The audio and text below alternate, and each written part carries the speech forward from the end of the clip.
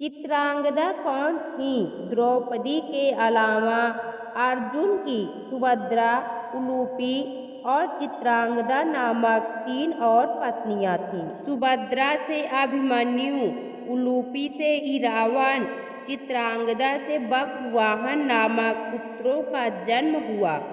आओ जानते हैं अर्जुन की पत्नी चित्रांगदा के बारे में 5 दिलचस्प बातें।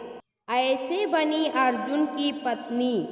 वनवास के दौरान कुंती पुत्र अर्जुन एक बार महेंद्र पर्वत होकर समुद्र के किनारे चलते चलते हुए मणिपुर पहुँचे।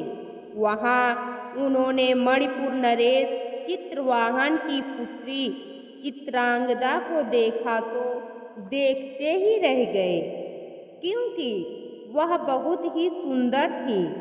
तब उन्होंने मणिपुर के नरेश के समक्ष पहुंचकर कहा, राजन, मैं कुलीन क्षत्रिय हूँ, आप मुझसे अपनी कन्या का विवाह कर दीजिए। चित्रवाहन के पूछने पर अर्जुन ने बतलाया कि मैं पांडुपुत्र अर्जुन हूँ। चित्रवाहन ने रखी शर्त। राजा चित्रवाहन ने अपनी पुत्री को देने के लिए अर्जुन के समक्ष एक शर्त रखी। शर्त यह थी कि उसका पुत्र अर्जुन और चित्रांगदा का पुत्र चित्रवाहन के पास ही रहेगा, क्योंकि पूर्व युग में उसके पूर्वजों में प्रभंजन नामक राजा हुए थे। उन्होंने पुत्र की कामना से तपस्या की थी, तो शिव ने उन्हें पुत्र प्राप्त करने का वरदान देते हुए यह भी कहा था कि हर पीढ़ी में एक ही संतान हुआ करेगी। अतः चित्रवाहन की संतान वह कन्या ही थी। नरेश ने कहा, मेरे यह एक ही कन्या है, इसे मैं पुत्र ही समझता हूँ। इसका मैं पुत्र का धर्म अनुसार विवाह करूँगा, जिससे इसका पुत्र हो जाए और मेरा वंश प्रवर्तक बने। अर्जुन ने कहा, ठीक है, आपकी शर्त मुझे मंजूर है। और इस तरह अर्जुन और चित्रांगदा का विवाह हुआ। चित्रांगदा का पुत्र।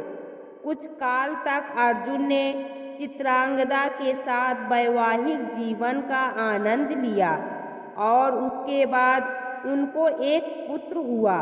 पुत्र का नाम बभ्रुवाहन रखा गया। पुत्र जन्म के उपरांत उसके पालन का भार चित्रांगदा पर छोड़ अर्जुन ने विदा ले ली।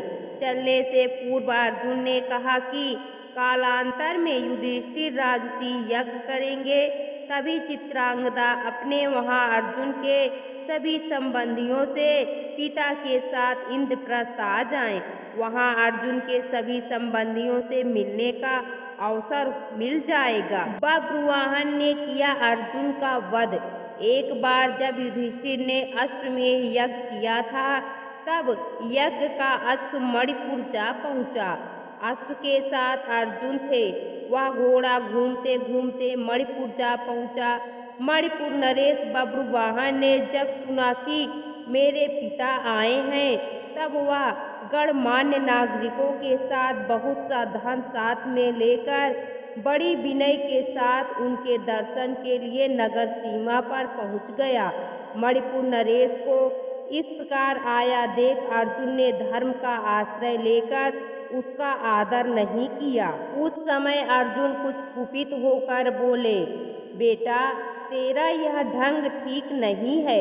जान पड़ता है तू क्षत्रिय धर्म से बहिष्कृत हो गया है। पुत्र, मैं महाराज युधिष्ठिर के यज्ञ संबंधी अश्व की रक्षा करता हुआ तेरे राज्य के भीतर आया हूँ, फिर भी तू मुझसे युद्ध क्यों नहीं करता? क्षत्रियों का धर्म है युद्ध करना। अर्जुन ने क्रोधित होकर कहा, तुच्छ दुर्बुद्धि को धिक्कार है। तू निश्चय ही क्षत्रिय धर्म से भ्रष्ट हो गया है, तभी तो एक स्त्री की भांति तू यहाँ युद्ध के लिए आए हुए मुझको शांति पूर्वक साथ लेने के लिए चेष्टा कर रहा है।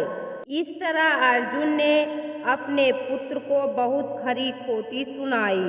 उस समय अर्जुन की पत्नी नागकन्या उलूपी भी उस वार्तालाप को सुन रही थी।